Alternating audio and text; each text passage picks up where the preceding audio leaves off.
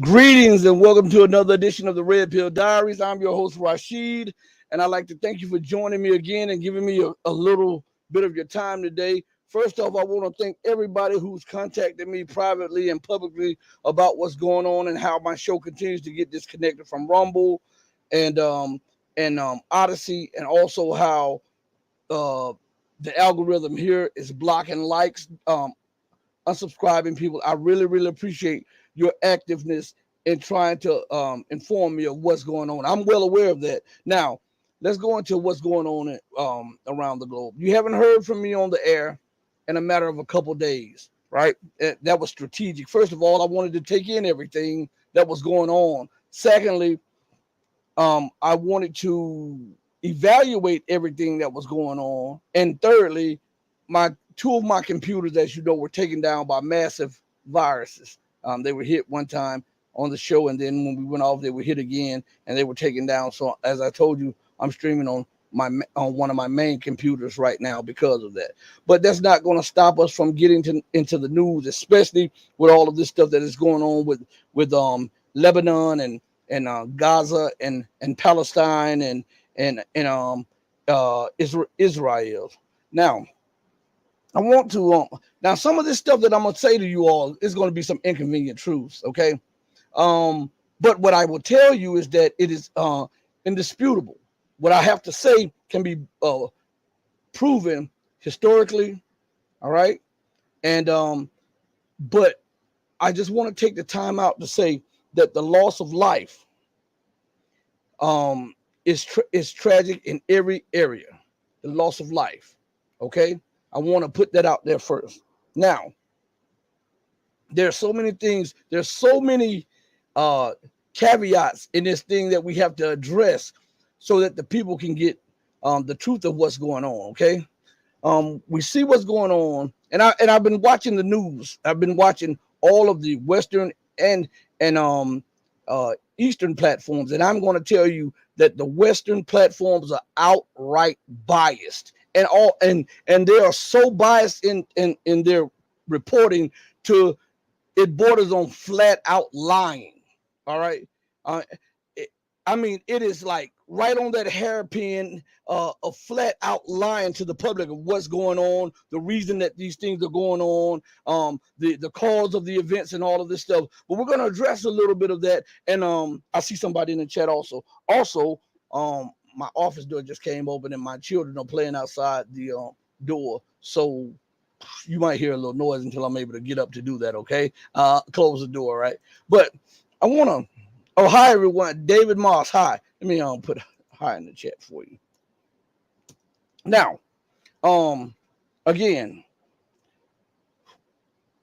I've been watching the Western coverage, and it has been outright on the level of ridiculous. Now, I'm going to tell you something that has even competed with the ridiculousness of Western media, which will blow some of you guys' minds, and that's RT. RT has been ridiculous in some of their coverage of these events. And let me tell you something. So I was watching it on my TV yesterday. RT, I was looking at Rumble and Odyssey. And I was watching some of the news coverage. And they were doing almost like a semi-documentary, and they were talking about the events that led up to the conflict of Gaza, the people in Gaza and the occupying people of Israel, right? And so in this thing, they connected to the Nazis. They are trying to tell you that the Muslims were recruited by Nazis. I'm not lying. Go back and look at some of the programs on RT yesterday. It almost threw up when I was looking at it. Now, they ignored the fact that a lot of Hitler's army were in fact Jews. They ignored it. They bypassed that because that's not acceptable. All right? Because we get a narrative that, okay, Hitler slaughtered X amount of people of this ethnicity. But they don't tell you a lot of the people who did the slaughtering was of that ethnicity. I know this will get banned and get demonetized and all this stuff. So my buddy, my co-host, he'll be back to join us. He was going to join us tonight, but he's at work. So he told me that we could do something, so we may stream on Rumble and go in more detail about this either tonight or tomorrow or something like that. We'll try to do something like that, okay? So that we can actually talk about certain issues without the touchy-feeliness of this platform, okay? So we'll respect this platform because they allow us to get some of the message across. But RT tried to connect Islam with Nazism and being recruited by Nazis. I'm telling, and trained by Nazis. So the Nazi ideology comes up through Hamas and Hezbollah and all. I mean, it was almost outrageous when I couldn't sit there and watch that. I had to turn away because it was almost outrageous. And that came off of RT. Now, and I could be mistaken, but that's what I heard, and that's what I assumed as I was listening to it. Now, this event that is taking place, they say no one saw it. The Israelis never had any inkling of it was going to happen. The American intelligence agency missed it. Nobody knew that something big was going to happen. That's a lie. Go back over these shows for the last month and a half. I've been telling you that people that were close to that region said that the West has you looking at Ukraine, and there was going to be something major happening in the MENA region. I kept telling you this almost practically ad nauseum, that this is what I was getting told, that something major was underway and it was going to happen in the Middle Eastern. When I say MENA, that's an acronym for the Middle Eastern North African region. Go back and see. This is a lie when they tell you nobody knew, nobody foresaw, nobody talked about, nobody had hints of it. That's a lie. We've been telling you this for over a month or so on this program. Maybe the bigger channels didn't, and maybe some of the smaller channels didn't, and the mainstream channels didn't, but we told you at every opportunity. That's what we were hearing, that America and Israel and the UK continues to build up, deploy weapons, warplanes, warships, radars, and all of this stuff to the MENA region for something big that is going to happen. So don't say that it was never reported. We reported it. Our voices matter too. Okay? Now, did we specifically say Gaza? No. But we pointed you in the right direction. And we put the main instigators, protagonists, and people who are involved in the situation. We told you, the UK, France, the United States, Israel. We told you to look for something that was building in the region. Now, I want to say something to you all, because I see that there's a lot of religious fervent behind this. On the one hand, you have the Western so-called, I say so-called because they are not Christians. How in the hell can you call yourself a Christian and go around occupying, bombing, stealing, robbing, and killing people, and you do it in the name of Jesus? Jesus didn't do that. So I won't label these people as Christians because they're not followers of Christ. And then on the other hand, you have the excitement of the Muslims on the other hand, the Orthodox Muslims on the other hand. And on one hand, from one perspective, you have and see, I tell it like it is. I don't care if you get mad or not. I have absolutely no qualms with telling you what's real, okay? And because I'm not trying to cater to you, I'm not going to water down the truth to keep your attention, to keep your viewership, to keep your subscription. I don't do that. I can't do that. I'm not built like that. I have to tell it to you like it is. And sometimes when I tell it to you like it is, what it is not what you want. That doesn't make it untrue. What it makes, it is not acceptable to you because it may interfere with some long-held beliefs, okay? Now, let's look at this situation in the Middle East. And let's look at how it's progressing. The Palestinians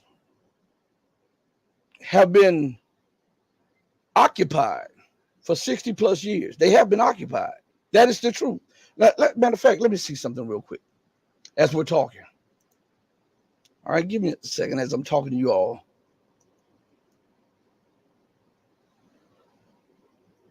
All right. All right. So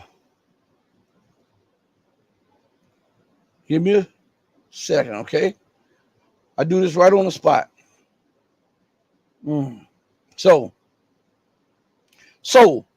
according to the dictionary, the word occupation is a noun. And then it gives you two definitions and multiple descriptions of the word occupation. The reason I go through definition is because sometimes when we're talking, something may go over your head, but it's something when you actually understand the word that is being spoken to you, okay? I think it is best to empower everybody, whether we agree or disagree. The best thing to do is empower a person the best you can so that they can make a educated decision for themselves instead of an ignorant or blind decision. Because when you give them the power of education, and if they make the wrong decision, then it's no longer on you. You've done your part, okay? So the word occupation is a noun. The first definition says a job or a profession. Similar, job, day job, profession, work, line of business. Now, here comes the kicker.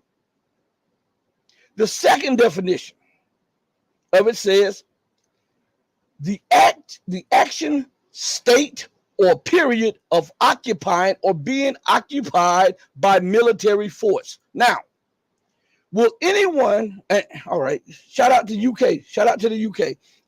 Will anybody deny that Palestine has been occupied for 50 or 60 plus years? So that's not in dispute, right? We're not. And listen, I'm getting to a point because I want to show you some, because of the slantedness of the Western media and the and RT. I'm telling you, RT seems like they're more pro West now than the West. They're out westing the West, right? But listen, we're going to do this logical. We're going to do this scientific. We're going to do this mathematical, so that regardless of our feelings, our beliefs, or whatever, our religious affiliation, we'll push that to the side and we're going to deal with facts, okay? That is the best way to do this, all right? Now, as I lean forward in my mom's voice, baby, you tell the truth. All right, Mom, I heard you loud and clear. Your baby is going to tell the truth, all right?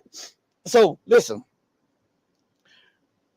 Has Israel or the people of Israel been occupying Palestine? All right. Now, Israel came into existence 1947, 1948 in that area of the world, right? We have documents, we have history, we have historical records, right? That Israel came into existence in 1947, 1948. We have tangible proof, tangible evidence, right? Is that not right? Salute, Mehdi. Salute, my guy. All right. So we all agree that that is the case. Now, what was that area of land called prior to? It was called Palestine. So now listen to me good.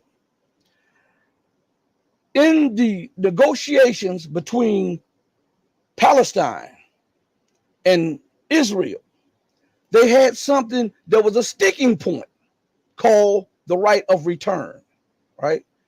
The guaranteed right of return. That's what it was called. The guaranteed right of return. This was the sticking point. Israel didn't want to do it because they said that if the original inhabitants returned, here we go, an acknowledgement that those there weren't the original inhabitants. If the original inhabitants returned, they would overflow Israel and turn it from its Jewishness back to a Palestinian ethnicity, according to what we have on record, okay? I'm not offering you my opinion. I'm offering you what is written, okay? I'm not offering you my religious view. I'm offering you what is written. I'm offering you what is historical. what we can touch, see, smell, hear, taste, is there. So this clause, the guaranteed right of return, which the Palestinians were adamant that this right here has to be one of the number one things for peace in the Middle East. All right. Now listen, right of return. That means that if peace is to be had, then the original inhabitants had to be guaranteed that they could return to their homeland and retake the property that was taken from them. Listen to me good. Do you guys ever just piece this stuff apart? So that means, listen, in the word itself, because some of us, we don't look at right of return. That means they were sent off somewhere. Involuntary. Right? If you're demanding a right of return, a guaranteed, then that means you were forced out. Involuntary. And what you're trying to do is right or wrong by telling them to allow me to return to my property, my land, and my area. Right? Forget being a Christian for a second. Forget being a Muslim for a second. Forget being a Jew for a second. Forget your religious persuasion, and let's deal with common sense for a minute. Okay? What did your Bible tell you, you beautiful Christians? Come, let us reason together. That means to use the faculties that God gave you, discern what's going on around you, and come up with a logical and viable solution. Right? So if we reason together, and we're going to talk about this because this is very important. A lot of people don't want to address this because it's a touchy-feely issue, and they have economics tied into this. So if they offend a portion of their viewership, they lose a large portion of their viewership. So then the money starts to taper off. Or they may alienate people who watches their back behind closed doors. Well, listen to me. I'm a grown man, been one for years. And I can watch my own back. Thank you, sir. Thank you, ma'am. And I have never been crazy about money. I've been broke before. I'll be broke again. It doesn't matter. And I'll get it back again if it's God's will. And if it's God's will for me not to have it, then so be it. It's his will. But the bottom line is we have to start talking to each other like men and women and dealing with the truth, how uncomfortable it may be. We have to deal with truth, not what we would like it to be, not what we think it is, but the reality on the ground. Okay? Now, if there was a push for a guaranteed right of return, that means the people who are pushing for this were forced out of that area involuntarily. And in the process of them being forced out, genocide and ethnic cleansing took place. This is how Israel was birthed. I know it's unpalatable, but this is how it was birthed. Now listen, I want to lay something on you. We know that the people who were prosecuted and persecuted by Hitler in the Nazi regime demanded a homeland, right? They demanded a homeland. And I guarantee, listen to me good, I am in 100% absolute agreement that they should have been guaranteed a homeland in Germany, where the atrocities and crimes that happened to them. How can you, on one hand, say that you suffered some of the most violent crimes as a people, and then go and do the same thing to acquire homeland? The Palestinians didn't commit germ warfare on you. The Palestinians didn't hold you in Auschwitz and all of these other places. They didn't do that. It was the Germans. But you occupy Palestine. Let me give you an example. You know I'm the king of analogies. Thank you, baby.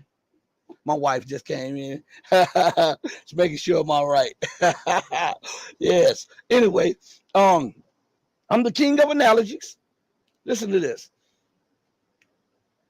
If I came into your house and then you have this beautiful, beautiful 10,000 square foot home, and I came in your house on your gratuity, on your benevolence, because you allowed some of us that were fleeing the harsh treatment of the Germans to come here. And then I plotted with the people who suffered the same as me. Hey, we're going to take this land. Not that we have a right to, because right now we're invoking religious fervent. We're saying that this is because we're the chosen people and we're this and we're that. We're going to get to that in a minute, though. We're going to use this right here. All right. This thing right here called Holy Bible, we're going to use that, okay? Since people like to talk about them being Christians and followers of Jesus, we're going to see how much of a follower you are in a minute, okay? Now, you got this 10,000 square foot home, and you invite me and my wife and my children in there, and we're plotting, hey, man, this house is beautiful. We've been homeless for a long time. We've been persecuted and prosecuted by these people. And we go in there, you give us a room, and then we plot. And before you know it, we force half of your family out of there. And then we relegate you to the smallest bedroom in the house. And we tell you when you can come out, when you can have company, when you can go outside, what you can do, when you can use the bathroom, when you can go to work, if you can go to work, how much you're going to get paid, and how much you're going to give us. How many of you would allow that to happen? I'm asking you this because we're men and women, and we got to talk like men and women and stop talking like little punks and sissies. All right? An inconvenient truth. I'm your brother. I love you. See, I noticed that I used to get mad, like as a little child. My mom would be talking harsh to me, not vulgar, be talking harsh to me and chewing me out. And I'm saying to myself, why is she doing? And then later on, it made sense why she did it. But in the moment, I was mad and heated because she was getting on me. And I didn't want that. My ego wouldn't take that. I was bruised. My ego was bruised. And my backside was too sometimes. I'm just keeping it real. Hey, I'm a real guy. And I'm just telling you the truth, okay? And if I offend any of you, listen to me good. I'm not doing this for religious reasons. I'm not doing this for any monetary reasons. I'm not doing this to try to show you that I have this knowledge or this understanding or this, and this. I'm doing this out of love, okay? Like my mom did for me. And I talk to her every day, and sometimes I say, Mom, you know, when you used to do this, we would get mad at you, and we would do this, and we would do that. And now I understand why you did what you did, you know, why you did what you did. But at the time, I couldn't. She could see further down the wheel of time than I could. And every day, I celebrate my mom because she showed me so much, sacrificed so much. Because my pops passed away when I was a young guy. And by the way, rest in peace, Pops. His birthday was October the 4th. Rest in peace, Pops. I was supposed to do a show and say rest in peace, Pops, and celebrate your life, okay? I apologize I didn't get a chance to do it, but I love you. I'm going to love you forever, all right, Pops? But check this out. So I relegate you, and thank you, Maddie. Preach. Let us be men again. See, that's what I'm saying. With this sissified environment, and this gender neutral environment, men don't know how to be men. Women don't know how to be women. So all of this confusion, we're stepping on eggshells when we should be just talking to people, looking you in your eye, talking to people the way. Listen, not trying to take advantage of you, but talking to you. So listen, Joel, shout out to Joel in the building. So I relegate you to the smallest bed. As a matter of fact, not even the bedroom. I'm giving you the basement, but not the entire basement. I'm giving you where we store not the food, but all the equipment and stuff. You and your family go stay up in there. And for 70 years, 60, 70 years, I do that to you. And every day I'm killing a family member of yours. Right? And every day, my treatment of you become more harsh, more violent, more vitriol. I have more vitriol against you, as if you gassed me, as if you did those things to me that the Germans did. Do you know hostility builds up, anger builds up, resentment builds up, and it builds up so much. Scientists have said this. Listen to me good.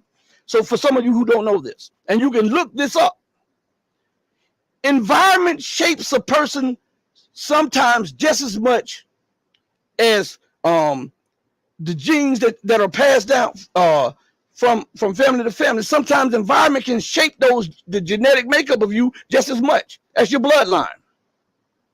So I'm being abused, misused, treated as not a second, third, or fourth class citizen, but I'm treated as less than a dog, which in America, I know how that is. When you get out your car and somebody locks the door, and you had no interest or even thought about them, and the first thing you think about is that you just heard the door lock. They look at you like you're going to rob them, and you were saying to yourself, hell, I got more money than you. But I know the feeling of that. This is why it's passionate. It's not religious. It's a passionate plea to you all to listen. So after 10 years, after 20 years, I'm killing 2, 3, 4, 5 of your people a day. I'm locking up those who are not being killed. Matter of fact, hold on, MZ. I got to put this up on the screen. Jews are emulating the Nazis. They were not traumatized. They simply learned. So we'll put that on the screen. Now listen. I do this to you over and over. Do you know how it messes with somebody's psyche? Do you understand how it builds up in the DNA? Do you know? I'm going to give y'all something. I'm going to give y'all something because this is connected.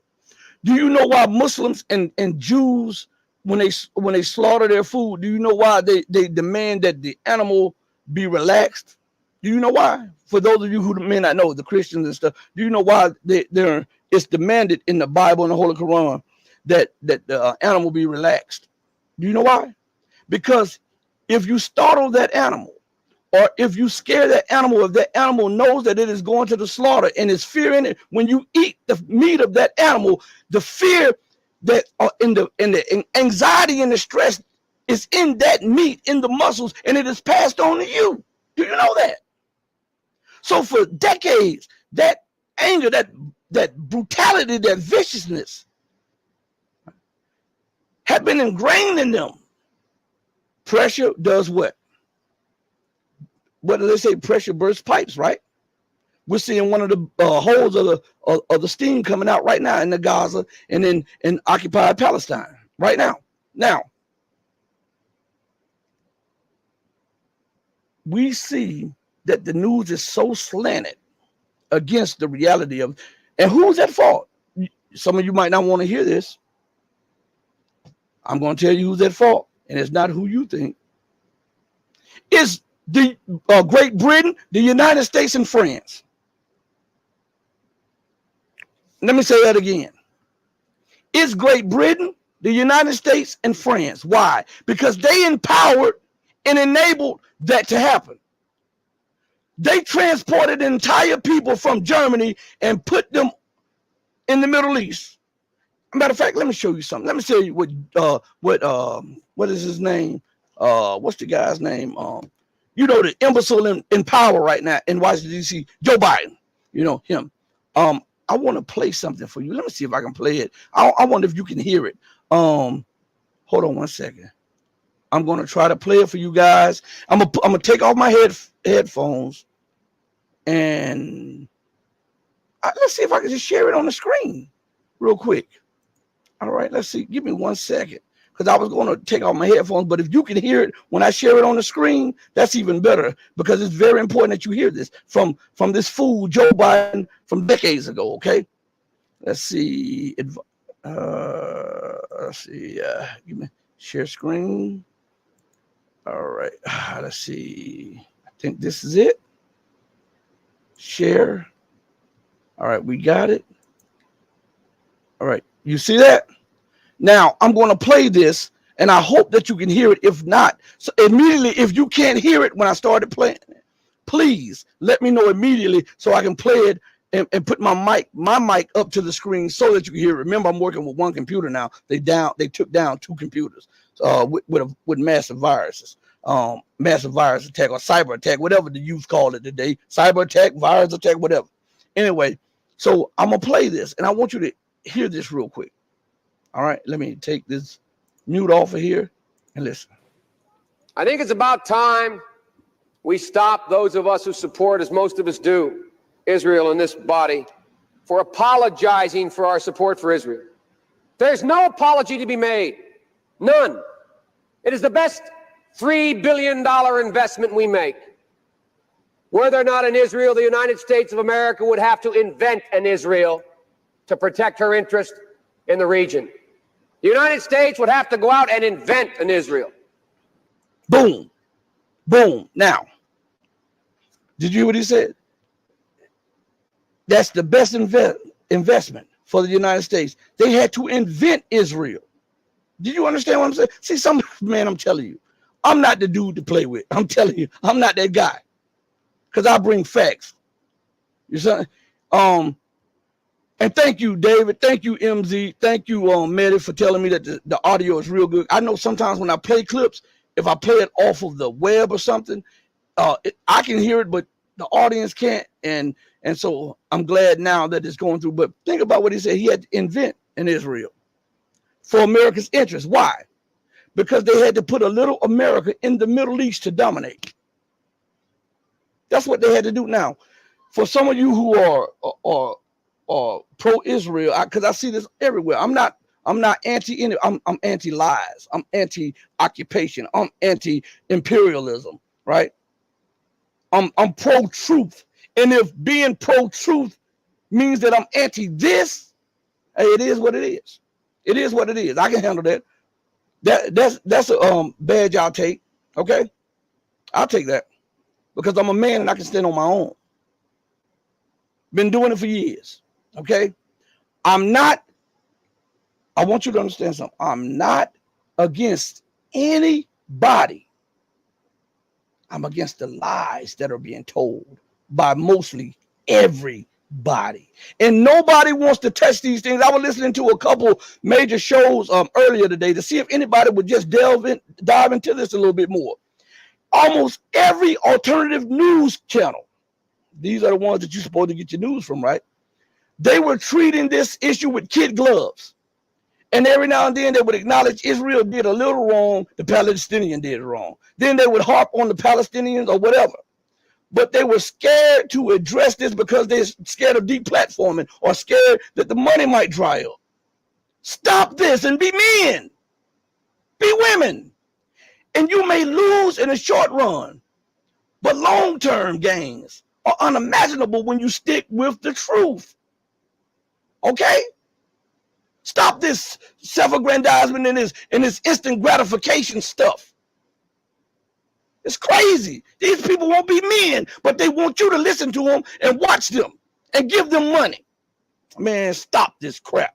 Anyway, I'm telling you, I get mad about this because they're fleecing the people. They don't want to talk on the issues that need to be addressed. How in the hell can you come to a solution if you refuse to address the issues, the underlying issues that matter? So, again, did I lie? Israel has a complaint with Germany because the Germans gassed them. The Germans did this. The Germans did that. And they say they needed a homeland. And I agree with them, they need a homeland. But the homeland should have been in Germany because Germany owed them, not the Palestinians. Do you understand? So if I agree that they needed a homeland, and I agree with their point that the Germans did them wrong, you can't call me anti-Semitic. You can't call me hating Jews. I'm in agreement with them. I'm just not in agreement with them when they go and do the same to the people who are being nice to them and allowing some of their family to flee there. and then they occupy, and then mistreat, abuse, misuse, kill, and imprison the very people and their descendants who gave them refuge. How is that just? How is that right? And for you so-called, so I notice I always say so-called Christians, we stand with Israel. Oh, because the Bible and the fascists in power in Tel Aviv, they eat that up because they know you're a fool and don't know nothing. And so they use your ignorance to their advantage. So they can go and kill and bomb people and say, oh, we're bombing terrorists. Now, I want you to understand something. Before this event took place, every day, listen to me good, every day, Israel was bombing Syria, flying, violating Lebanese airspace, bombing and killing and locking up Palestinians every single day. Paris, France didn't light up the Eiffel Tower and Palestinian national flag, did it? The European Union did not get on Twitter, all of their delegation, and say we stand with the Palestinians, did it? Hell no. You know what they did? They gave more funding and more arms to Israel. Huh? That's what they did. So how can we have any honest broker when the brokers are liars, thieves, backhanded, backstabbers, and occupiers themselves? Because they don't have a leg to stand on.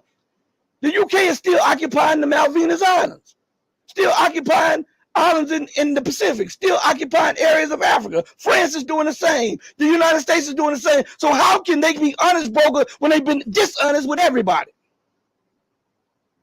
And we see that in the news. Nobody wants to talk about it. I know this might be the one that gets me suspended off there, but I have not advocated violence against anybody. Matter of fact, I'm advocating the truth to prevent violence. Okay? Because if you embrace the truth and you tell the truth, you can stymie violence. You can stymie ignorance, because a lot of violence comes out of the ignorance of the people. Now, for these so-called Christian Zionists in America who says the Jews are the chosen people. Israel is a divine land for the Jews. And they discount everybody else as second-class citizens to that. Maybe you need to go and read Genesis again. Huh? And I'm going to give you a starting point. Go to Genesis, read chapter 26, 27, and 28. Those will be your starting points. And since time is of the essence and it's limited because of what is going on, I'm going to give you a short rundown of what that is. Okay? And before I do that, I'm going to preface it with an analogy from the king of analogies. All right? Now, Medi. What if Joel is on his way to reward you?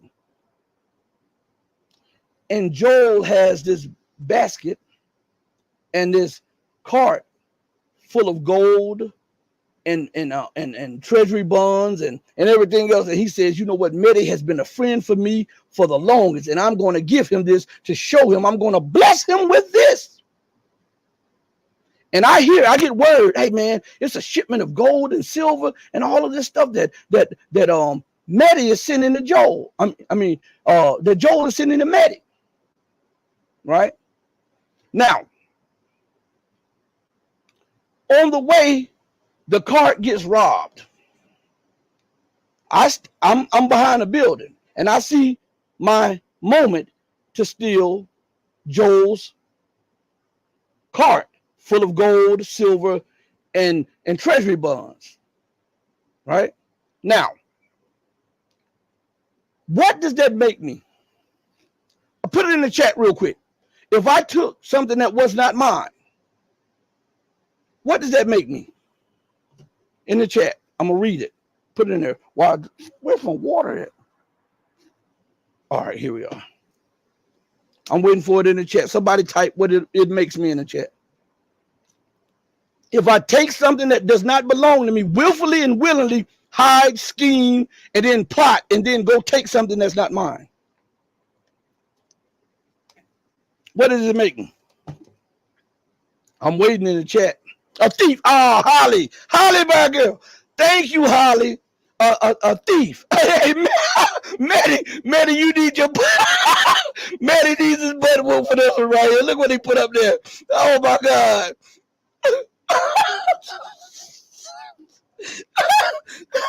Oh my God, that was a good one, Maddie. Anyway, MZ, a criminal. All right. Bush 1G said, hey, what's up? What's up to you? Shout out to you and thank you for joining the discussion. Now, so we got that established. Joel is sending a shipment of gold and silver and treasury bonds to Maddie. I get wind of it and then I plot to steal it. And I take it. And then when I catch Maddie, when I catch Joel about to deliver it to Maddie, Maddie tells me, hey, listen, man, this is not meant for you. This is meant for Joel. Joel said, this is meant for Maddie. And I say, nope. You got to give me that.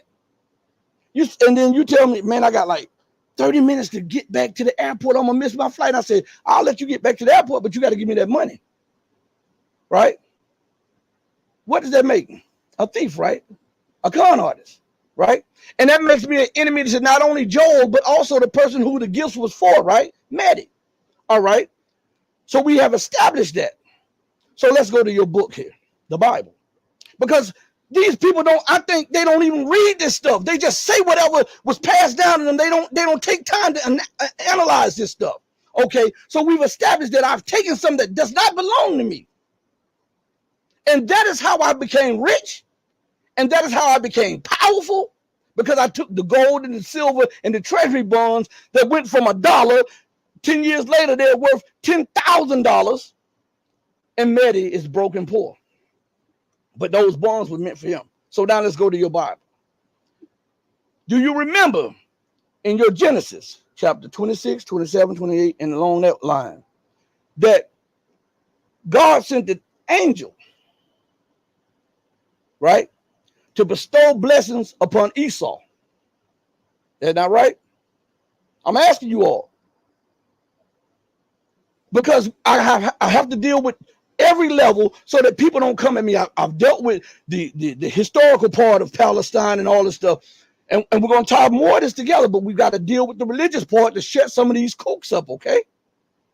And nullify their argument that they're supposed to support genocide and crimes against humanity, even though the whole world is screaming against it.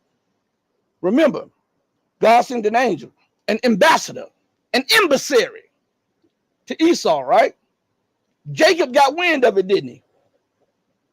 What did Jacob do? Talk to me. Talk to me. Jacob jacked, what on street terms, he jacked the angel. He was lying and waiting. And when the angel came, he jacked the angel and he stole Esau's blessing. Right? Is that not right? See, I told you there's going to be some inconvenient truths for you today as we talk about the outbreak of war in Palestine and in the MENA region. Jacob jacked the angel of God and stole the blessing that God sent to Esau. So now look what that does. Not only did he jack the angel of God, in one instance, he became the enemy of God, the enemy of the angel, and the enemy of Esau. Because when you steal from the angel, you also stole from the person that sent the angel. Is that not right?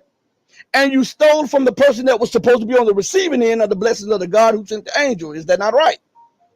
So the angel said, I got to leave. And I'm paraphrasing. I got to leave. It's just about daybreak.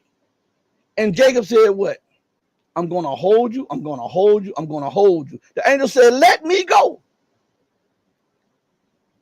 Jacob said what? Not till you bless me. And so the angel asked him, what is your name? Jacob. He said, from this point on, your name shall not be Jacob anymore. You will be called Israel. Right? So that's how Israel became favored. That's how Israel became a benefactor of all of these different leaders. Not because of the goodwill and of his divineness, it's because through death and deceit, according to the Bible. Now, either you, listen, I'm telling you not to get mad at me, read the book. Read it. If I steal from you, if my wife is sending something to my mother through my sister, and I rob my sister, I'm the enemy of my mother, my sister, and my wife. Especially when I steal in such a way that it is life-changing, because that's what the moral of it is. The blessing that he stole was life-changing. And we look at that right here and right now. Right here and right now. So you hear these kooks in Washington, we stand with Israel regardless. We will give Israel this, because America needs Israel there. Because it's a mini America. She needs to create chaos and disillusionment and war and destruction. That's how she rules. You know, I'm not making anything up. I ask anybody, man, woman, child, goat, bear, lion, elephant, alien, or any fowl that flies in there, to disprove what I just said. I'm asking. I didn't make that up. It's right there. You can read it. So this right here, in and of itself, oh, Meta, you're a G, man. Oh, man. Oh, Meta is something else. Meta is more, oh, man. Meta is real good. So this in itself is at the core of that. When you believe that you're exceptional, remember that mind state of the exceptional one, the same one that permeates from the elite of America, and it trickles down to the very core of the American populace that we are. That's the same mind that Nebuchadnezzar and Belshazzar had. Look at what my hands have wrought. No matter what I've done wrong, I rule, I'm more powerful, I'm stronger, I have more wealth, so you're going to bow to me at all costs. I don't care. And then what they do, they redirect the blame. I victimize you, and when you lash out, the victim becomes the aggressor. That's American and British playbook 101. That's colonial playbook 101. So tell me if this is just. Tell me if this is right. Now, they never lit up their government buildings as the IDF was slaughtering Palestinians. They haven't lit up their government buildings while the Palestinians are in a cave, air-sealed cave or cage in Gaza. 90+% of Palestine has been taken for occupation. The other part has been used as a cage to cage them away from the occupiers as they live their life. How is that just? How? Man, listen. I'm not trying to alienate anybody. I'm asking you these things because what if you were in that position? What if your children were in that position? What if you had to go to sleep being fearful that when you go to get bread the next morning that you would be locked up in prison or beaten or brutalized or killed? What if you were in that position? And every day you fear that you may be bombed and that the narrative is that you're the terrorist when you, man, listen to me good, bro. Listen to me good. How in the hell can people fighting for their liberation and freedom be terrorists? Remember, the United States had Nelson Mandela as a terrorist even after he became president of South Africa. Did you know that? They only recently removed that tag terrorist from him. I don't care how they scream about we love Mandela. They just recently removed that tag of terrorism off of him. Anybody that is fighting for justice, equality, freedom, independence, and morality is labeled a terrorist.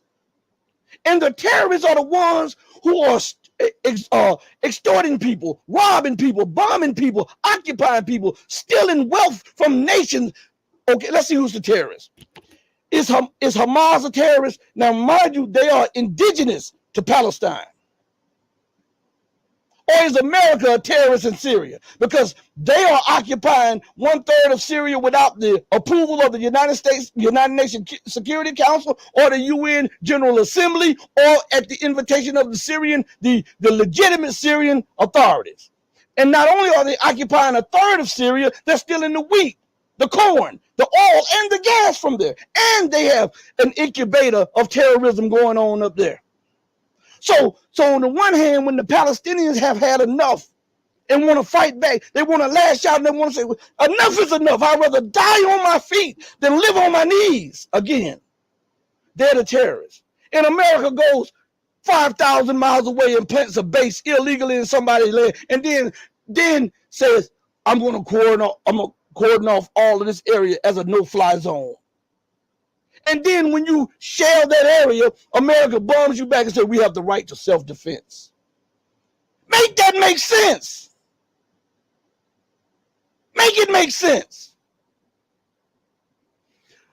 So you're illegally in my house. Man, I'm telling you, boy, sometimes I tell you what, I don't see how you guys fall for this stuff every time. I'm in Maddie's house.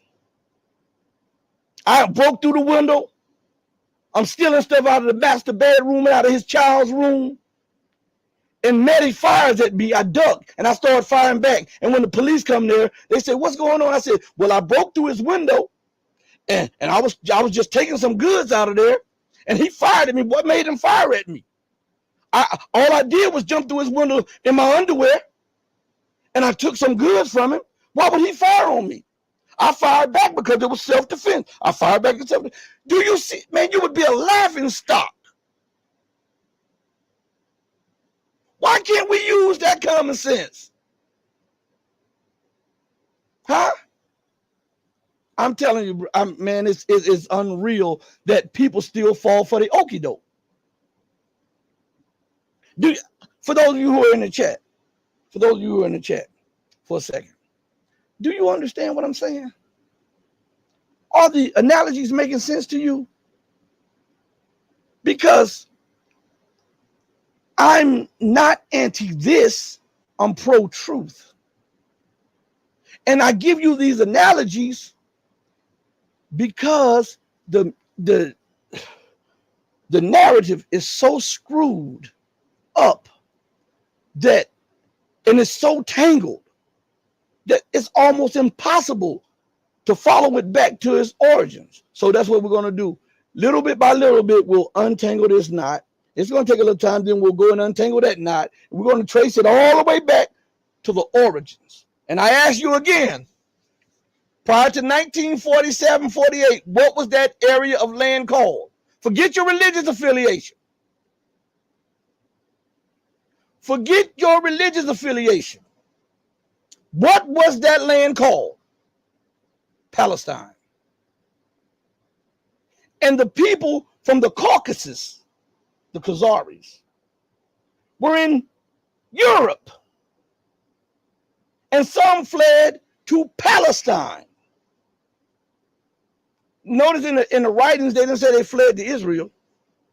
They said they fled to Palestine. So what happened to Palestine? If they fled to Palestine, the same area that they're now in calling Israel, what happened to Palestine? So you say Israel has a right to exist. So it has a right to exist on the back of the Palestinians. Then the Palestinians have no right to exist. Sure, they can exist in the Gaza, in the West Bank.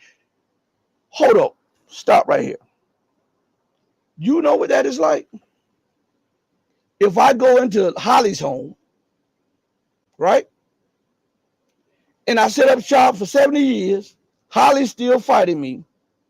And I'm in front of the camera saying, I have a right to exist in Holly's home. And Holly's saying, but what about me? This is my home. I don't care if 100 years pass, it's still my home. Oh, no. You can reside in that bedroom back there. I'm going to give you the worst bedroom. But I need all 9,800 more square feet. You can have those 200 square feet over there. And I need all of this. I need all the good parts. That's what they're feeding to us. They are making the aggressor the victim and the victim the aggressor. Where's my phone at? I want to show you. I took a picture of something. Let's see what it was. Where is it at? I think I still have it. I wanted to show you the skewed reporting. Where is it? Where is it? Hold on one second. Hold on one second. Let me see. Let me see if I can pull this up real quick.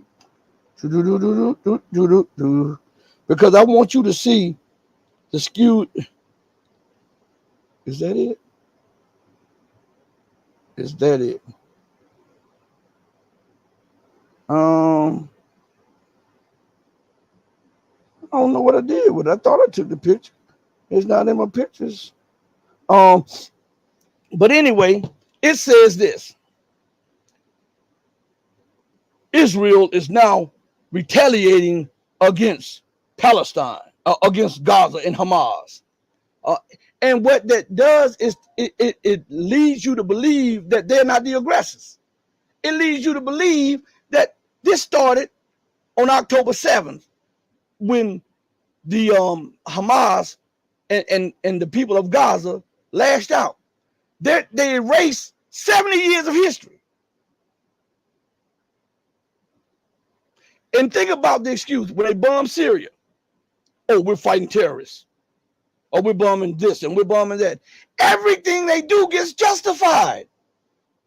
And when Syria responds, the regime of Assad, the Islamic regime in Tehran, everybody is a regime. Everybody is a terrorist. Everybody is attacking America. Yet America has bases all over the world. Everybody is attacking Israel. Yet Israel is the only one using warplanes to bomb Iraq, Syria, Lebanon, and Palestine. How the hell do you make that make sense?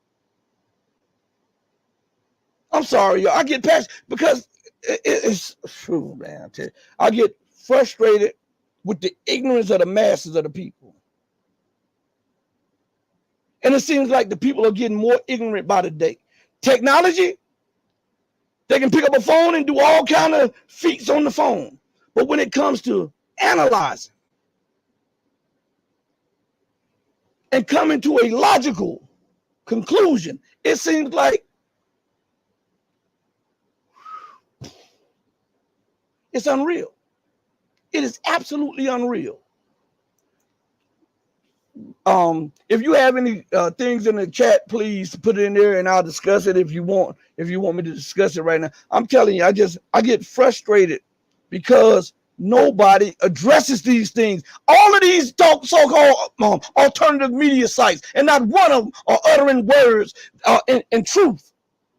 None of them are talking about this the way it is. The Hamas this. Well, what made Hamas do that? Talk about the occupation. Talk about the illegality of the presence of IDF forces in Palestine. Talk about how Israel ignores and violates every UN statute that is mandated by them. Talk about that. If you think I'm lying, go look them up. They violate every UN statute that they're supposed to be under. Every one of them. Go look it up. America does the same. So it is okay for America, the UK, Israel, and France and Europe to violate every statute and then demand everybody else to be held accountable by international law and international and UN standards. Man, if you don't get the hell out of here, somebody needs to tell them where they can take their statutes at. And I'll tell them, if you can't abide by them, don't expect me to abide by them. Man, everybody, listen. This is from the heart. Because I'm telling you, I'm frustrated. These so-called alternative media sites are treating this stuff with kid gloves. Every one of them. Every one of them. every one of them. And then they'll dance around the issues. They'll say enough to keep you interested. And then I'm going around, for fear of deplatform. The hell with them deplatforming me? If truth makes them deplatform, hey, then it is what it is. It's been a good run. Integrity, people, ethics, morality. You've got to have that stuff. That's not stuff of days yesteryear gone by. That's stuff that people must have today. I'm built different. I'm telling you, I'm built different. I'm built different. And I won't compromise on that. That's why I'm not asked to be on a lot of shows. I won't compromise. You just can't say anything, and I'm going to say, yeah. I'm going to ask you the logic in that, and then we're going to go to the base of that. Because people need truth. And listen, in this day and time where truth is the first casualty, and it is the most valuable thing that you could have, more now than ever before, we need people who are going to level with us and tell the truth. Even if it means alienating people who like you on one issue, but you touch the hot button on another issue. We're grown-ups. We can't expect to agree on everything. But if we don't agree, let's be agreeable not to agree. We don't have to be disagreeable when we disagree.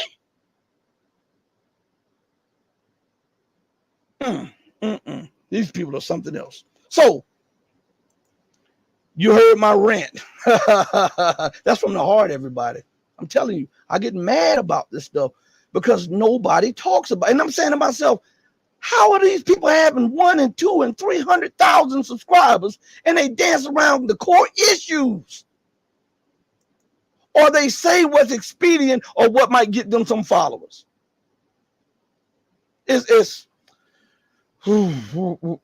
We need more people who will stand up, even at the cost of losing subscribers, losing sponsors, losing some kind of monetary issues and stuff. Money ain't everything. Money is not everything. Right?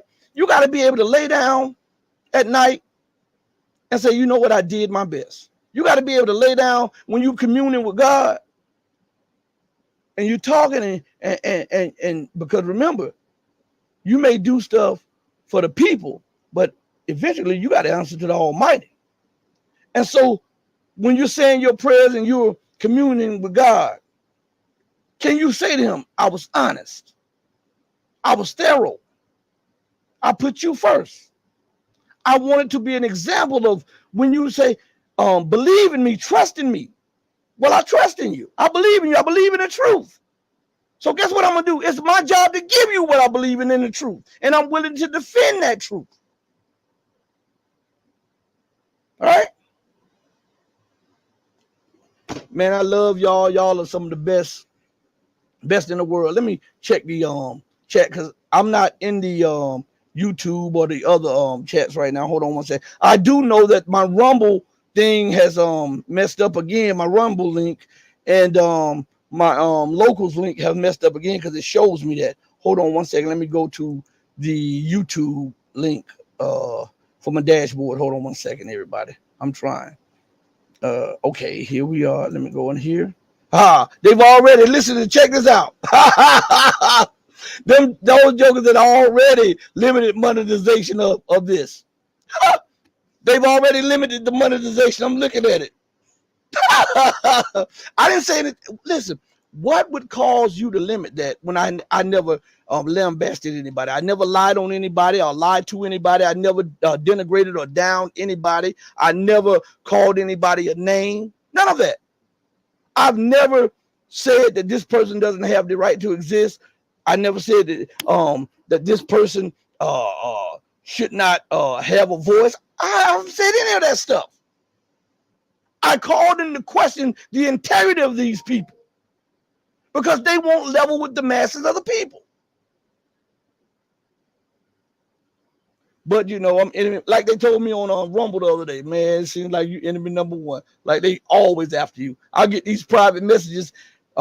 how people get unsubscribed, or how the likes, or when somebody likes this program, they unlike the thing unlikes it. And I already knew about all that, but I'm very thankful that you guys inform me and let me know, because sometimes I do miss some of it. But I'm glad that you guys let me know that. Now, let me pull up something. We'll discuss a few things. Now, America deploys her warship.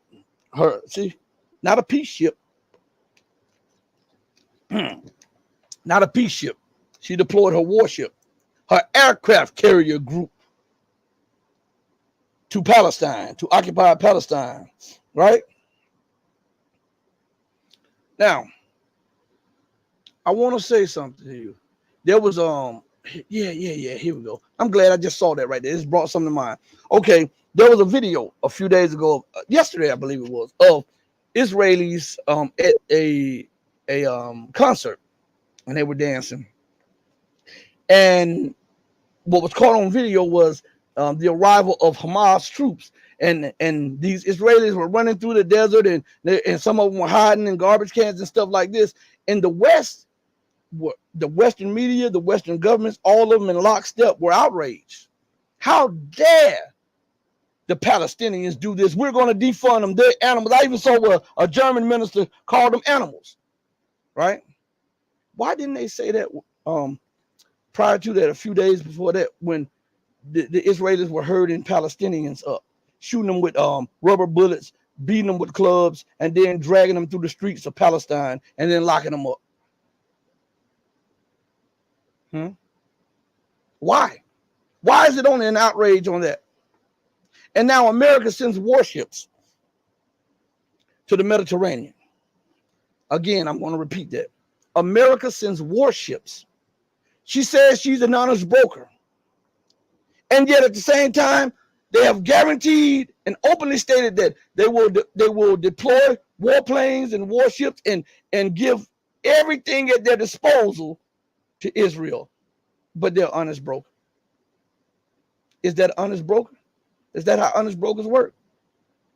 That is almost like me going to my wife. You got a beef with my wife, and I'm saying, listen, I'm gonna be an honest broker. And while I'm trying to be an honest broker, I'm setting you up, calling my nieces and nephews and my sons around you. We setting you up, and then I'm passing my wife a gun and a knife, so as soon as you get close enough, she can jab you and then shoot you. How honest is that? You wouldn't like if I brokered that. But you still want us to think that you are honest and that you're going to broker peace? How can you broker peace and you have warships? It is never, as the West says, it is never acceptable to see so many people die. That's what they said when the events escalated in Palestine. And they didn't utter a word when Israel was razing buildings full of civilians in Gaza. You can look at it. They were just hidden buildings full of people, raising them to the ground. Honest broker. The West is full of cow manure. That's what they are. That's what they are. They're hypocrites. And listen, do you not see that all of this has something to do with the breaking of American power? Do you not understand all of this is a byproduct of colonialism, exceptionalism, racism, and fascism? Do you not know that? All of this is a stew courtesy of Western intransigence. That's what this is. I used to always say, and I continue to say, do you believe that this madness of bombing, robbing, occupying, stealing, and looking down on people can go on in perpetuity? There has to be a cutoff point. And if, again, I'm going to reiterate, if there's a God, and there is, and he's a God of justice, and he is, and he said, and he laid at the very base of creation, and we know that is a true law because science bears it witness. Any reaction, according to science, it says, is met with an equal or greater reaction, right? So now we see the reaction of the Palestinians, and it is beyond comprehension at this moment. But if that's a reaction, what was the action that led to the reaction? You're condemning the reaction and you're okaying the action. How is that just? And if there's a God of justice, and it is, and he built this universe on justice, and he did, then surely that old saying, that biblical saying, I like to talk to you so-called Bible thumpers, what it says, as thou hast done, what? So shall it be done unto thee. It's an outrage when it's being done back unto thee. But as long as you're doing the doing, it's a marvelous work, right? Man, y'all got to stop this. You got to stop this.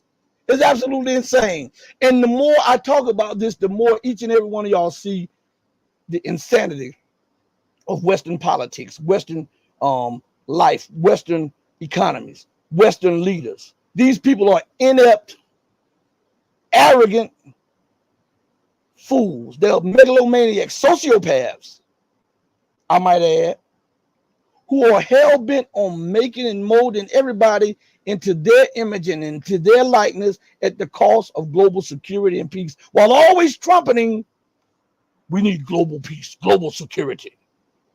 And at every turn, they do everything policy-wise, military-wise, economic-wise, trade-wise, to upend the peace of nations, the peace of governments, and the peace of the world. Nobody's falling for the okie dokie anymore. Your time is up. America, as the global hegemon, your time is up. The garden. Joseph, hey Joseph, you need to holler at me for a second. Joseph Burrell, your time is up. And these are the pains, what we're looking at, these are the labor pains of a new world. You know, when a woman gives birth, when she's about to bring life in, she goes through travail, she goes through unbelievable pain.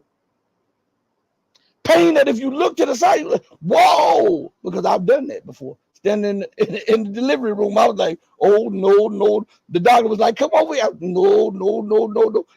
My doctor, come on over here. No, I'm over here. That big, strong man turned into a little kid. I was like, no. Well, what we're watching is the labor pains of a new world. And the old world that is dying out is fighting like hell and fighting like mad to try to maintain their rule through policy initiatives, through war, through destabilization, through color revolution, through sanctions, through all of that. They're doing everything they can to halt the birth of a new world. And lying and deceiving and all of that stuff won't yet stop it. This is an unstoppable motion. God has ordained this. And remember, as we go out of here, listen, we're going to have another show tomorrow. I'm going to cut it short today. I just wanted to address this part because nobody had heard from me in a couple of days. And it's not because I didn't want to get on. It's because of the constant attacks on the computers. And then I was also watching all of the shows to see if anybody had the cojones, the testicular fortitude, to just address what I was saying, to say something similar to this. And no, they didn't. You know, they still had their little boy underoos on. And it's cool. Everybody's not built like that. But sometimes you're going to have to grow you a pair. You're going to have to, if you say that you're alternative media and you want to get the truth out to people, you're going to have to grow you a pair of cojones. And you're going to have to tell the truth regardless to whom or what. Stop fleecing these people and tell these people the truth. They deserve it. And more so, you deserve to tell the truth, because when you tell the truth, truth does something to you. It illuminates you. It strengthens you. It empowers you. And it elevates you to levels that you have never, ever seen before. On that note, I go out the same way I came in, with love in my heart for each and every one of you who love the truth, but know that the love that I have for you will always compel in comparison to the love that my God, the divine supreme being, has for you. Until we next speak again, stay strong, stay true, but above all things, stay righteous. Hey, mama, your baby boy loves you more than life. I hope that I've done justice by the way you've taught me, because I love you, baby. I'm out of here, everybody. Deuces. Peace.